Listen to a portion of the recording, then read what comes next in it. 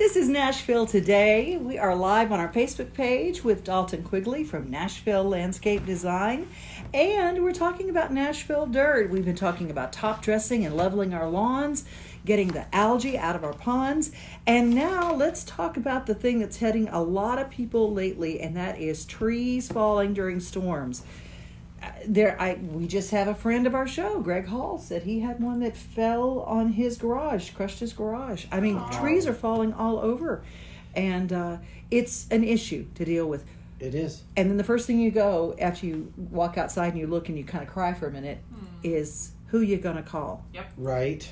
And how do you find the right tree guy? Well, I've had horrible experiences with tree people personally in the past.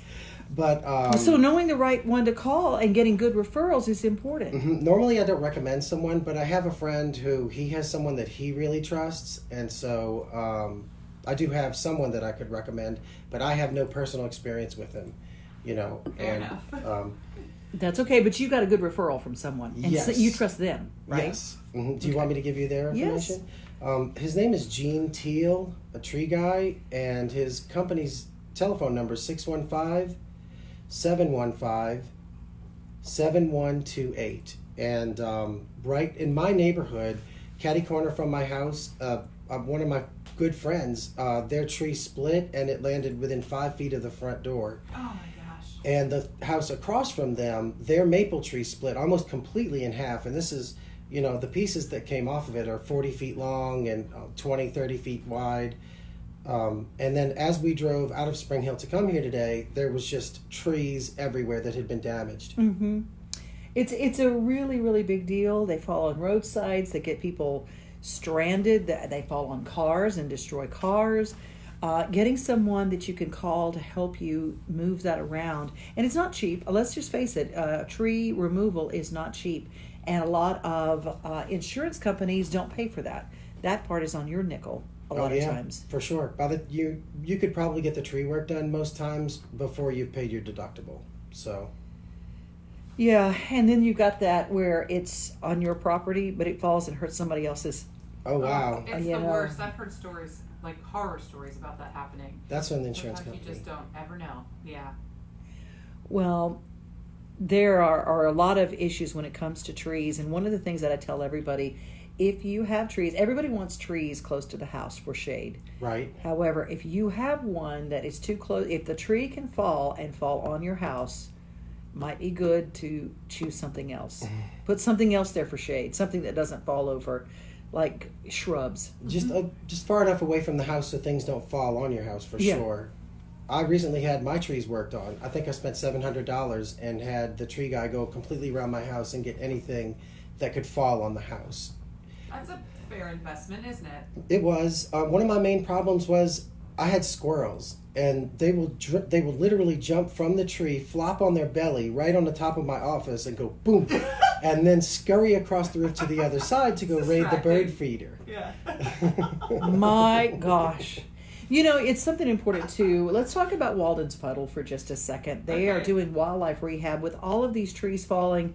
There are a lot of babies that are falling. There are a lot of animals that are displaced, and and I just want to, if you have a little extra this month and you can donate to our wildlife rehabbers. They are the only official wildlife rehabber in our area. There are a lot of folks that are helping them, but if the money goes to them, they're able to feed a lot and get them all transferred where they need to go. Wow. And so waldenspuddle.org is a great place to make a donation. They're getting over 100 calls a day. My son and I rehabbed a bullfrog out of our pond yesterday What? to another location. Aww. Did you? Why, because he was noisy? Well, no, I don't mind the noise. I actually love having any wildlife around, but I've got really small fish, and so he'll eat them. So anytime, if they'll hold still for just a minute, then I'll get a hold of them, and we'll go set them free in a local, ditch area. Oh, yeah. Well, they don't care.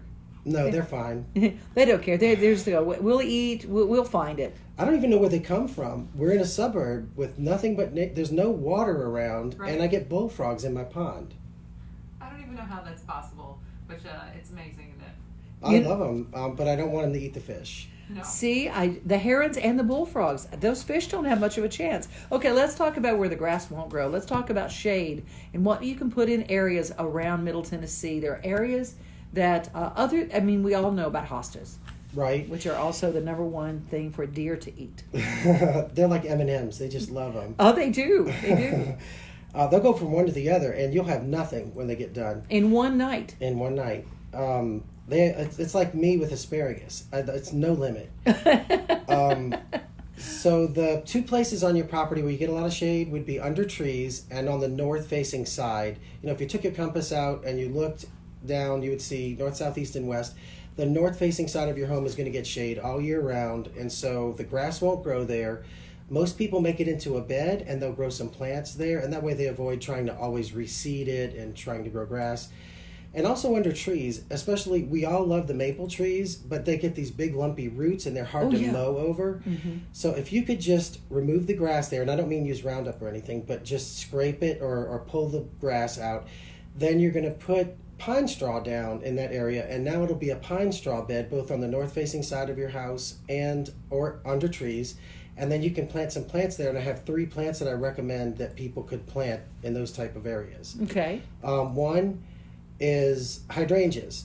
We have... Oh, I love hydrangeas. And they love shade, most of them.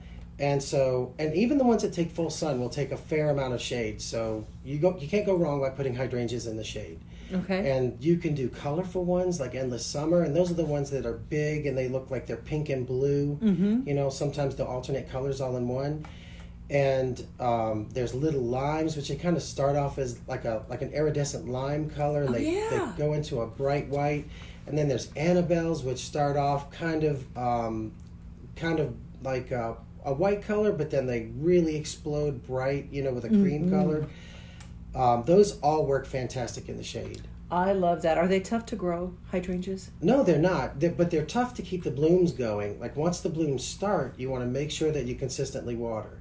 Okay. If you get busy and you stop watering, then the blooms will fade and they'll go away. And you water toward the bottom, not over the plant. With most plants, you always want to water toward the root system, and especially tomatoes. I know, because And you'll roses. scald them. That's not good. Not good. And another plant that I recommend for the shade are rhododendrons. And today you can get rhododendrons that only get knee high, and you can get ones that get 8 to 10 feet tall. And the cool thing about rhododendrons is they have an elongated leaf, and so that contrasts with a lot of the other things that we have in the garden. When you have anything that's got a nice long leaf to it, it adds a more classy feel to an area. Good. Yeah, I like that. And then you get the blooms in the spring. And since rhododendrons are native to the area, most insects, they don't have a problem with most insects. So they're just easy care. And the last plant would be coral bells, which is, the botanical name is Euchera. And this plant, it's got a leaf that's shaped like a grape, you know, like a grapevine. If you imagine a grapevine and then the leaves on it, the leaves are shaped like that, but it's down near the ground. It grows like a fern. It's very small. But you can get them in a whole myriad of colors. You can get them in raspberry colored, lime, you know, you name it. There's a color of it. Wow, and the name of it is? Coral bells. Coral bells. Okay. Coralbells. When you put down the pine straw bed, do you just dig down in the dirt to put the plants in, but you've got the pine straw all around it? You know, in an ideal world, what you would do is top dress that area with some good compost and soil mix, because plants do most of their feeding and drinking within the top couple inches. We've learned this over the past few years from university studies that show it doesn't really pay to dig really deep and amend the soil. It much better benefits to top dress and let the organisms pull the nutrients down into the soil. Okay. So let it happen naturally. So what you would do is, once you clean the grass off of that area, you'd put the good compost and soil mix down, and wherever you plant, you would amend just the area around that individual plant. And that's the way we've been doing for the past few years. And that works really well. It does. Our clients have insanely gorgeous plants. I love that. Well, we're going to talk a little bit more with Nashville Landscape Design's Dalton Quigley, our Nashville Dirt segment that we do once a month. But first, we got to take a look at real-time traffic. Well, the jet-type truck is overwhelmed. right shoulder of Interstate 44 at Briley Parkway now. Got that truck moved over there. He was out of Wrecker. So Hi, Carol. We're going to have Southern Halo on again very soon, I'm sure. I'll be talking to Miss Martha and getting them in. They've got new music to share. So thank you for that. And just since we didn't get it, top dressing, you guys, is something we talked about, top dressing and leveling in the yards. And we are looking for something called screened dirt, not just ordering topsoil, but order screened dirt. That means it doesn't have as much clay or rock in it. And when you have ponds and algae, there is a product that he mentioned earlier called Algae Fix. And can you get Algae Fix from Amazon? Dalton? Can you get Algae Fix at Amazon? Yes, you can. Mm-hmm. Okay, good. I was just looking for some things. And if you put your pond in the shade or under an overhang, it's the thing that causes the algae growth is sun. Yes, the sunlight activates it like that. Yeah, I wanted to make sure that we had those things that we didn't get to cover on Facebook Live on this one. So if somebody wants to go back and watch it. Oh, okay, great. You know, do you have a place for your horse trough to go that could be shaded? No, it's actually out by the hydrant, by the faucet. Oh, to make it easy. I wonder if I could build a little thing over it. Well, that would help you with the algae. Mm-hmm. If you literally got to scrub it, I mean, it might be worth it. I know. That's what I was thinking. Might be just a perfect little spot to put a little overhang. And they would like it too, probably because the water would be cooler when they drank it.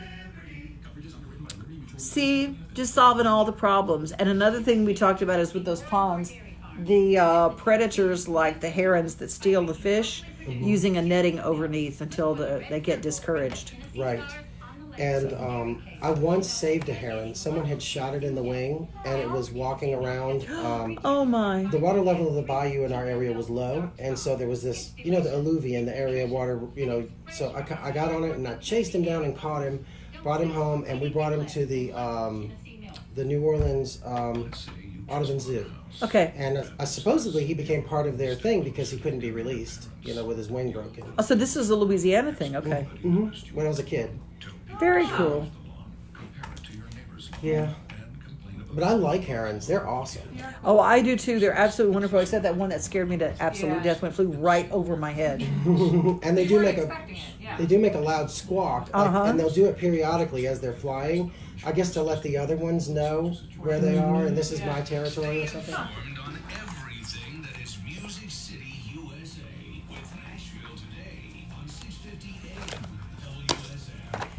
This is Nashville Today. We're going to talk low maintenance for a second. I know that Dalton Quigley, as he has just designed some wonderful areas in people's yards. We talked about outdoor living and how important that is, and how people are literally going outside and just staying out there and making living areas, building pergolas. How do we create areas that don't require a lot of maintenance? Oh, really? So that's complicated. So you've got materials that you would make your patios and decks and arbors and things out of that can be lower maintenance. And then you also have plants that can be lower maintenance. And you have ways to make the beds lower maintenance themselves. So if we start with the beds, if you make a xeriscape, which is essentially a rock area with landscape fabric over it, that tends to be the lowest maintenance. As long as you periodically blow the leaves out of it, you can keep 99% of the weeds out of something like that. So that's... Invest in a leaf blower. Or a blower, yeah. If you're going to have a xeriscape. And that comes from the Arizona, New Mexico area where everybody has water restrictions and they can't grow the plants that we have. And so they have decorative gravels and rocks and whatnot. But we have something, I call it a Middle Tennessee xeriscape. Okay. And so it's got like the river rock that's really common here. And some boulders. And I make it interesting with some grasses and evergreens. And so it's very low maintenance. Just when the grass clippings get in it or fall leaves, you want to blow it out. It's a mess because it's a lot to weed a rock garden that has been overtaken by grass. Yes. And then if you don't maintain it, the weeds of the roots that grow on top will grab onto that fabric. And when you pull them out, they'll pull the fabric up. And then now it's a mess to get it all straightened out again. So you just have to take care of it on the front end. Oh, it's bad. It's very, very, very bad. Well, I want to talk about a few things that in the springtime we got all these pretty flowers and everything is so nice and colorful, and I just love it. But how do we get color in the summer? In the summer, so there's plants that grow with colorful leaves. Like if you've got a shady area, there's a plant called the Japanese aucuba, and you can get it at one of the varieties is called gold dust. So it's shiny, glossy green leaves with little flecks of gold on them, and that can brighten up a dark area. The coral bells, where most of them like shade, so you're going to put those in shady areas, but you can tie almost an entire area together by putting those colorful coral bells around by using the same color. So how can you make it colorful? What about roses? Do roses kind of bloom throughout the summer, don't they? They do, and they're one of my absolute favorites. But right now, Middle Tennessee is experiencing, and most of the country is experiencing, a problem with a disease called rose rosette. And so the new growth of the rose plant comes out all bunchy, like the plant has been poisoned. Yes, I've seen that. And this is a virus, and so this virus gets into every cell of the plant and eventually kills it. So I've had people call me to come and replace whole areas of roses on properties. So I use them less, and then when I do use them, I just explain to people what to look out for, and they're generally people that know they may have to reinvest in plants again. I would imagine someone who goes through planting is not easy in Middle Tennessee. Mm-mm. Digging a hole in Middle Tennessee is not fun. Right. Do you use an auger when you dig holes? Most of the plants? time we don't, but we don't use the typical shovels that you find at the big box stores. We use shovels that are iron from top to bottom, and they're very heavy. And when we shove them down into the clay, it goes through it. And so we do a lot of digging by hand. And do you have to special order those, or do they have those like at a Home Depot? They do have them, but it's usually the place where you'd buy the commercial plants and commercial things, and that's why my son and I both have stronger shoulders and arms from handling those heavy shovels. Yeah. I love it. Thank you so much for coming in, Dalton. Sure, Nashville welcome. Landscape Design. Call Dalton if you have questions. You can share our Nashville Today Facebook page post with Dalton Quigley. He is here once a month, and we'll answer all your questions there. A lot of the things, if you missed part of this, you're going to want to go back and take a look. We talked about top dressing today, ponds, algae growth, tree companies, who to call if you have one that falls in your property, and of course, what to plant in shady areas. Thank you so much. Sure, thank you guys. Hope y'all have an awesome day. And your website is? Oh, it's NashvilleLandscapeDesign.com. Thank you so much for coming. Thank you. I had my aunts listening this time.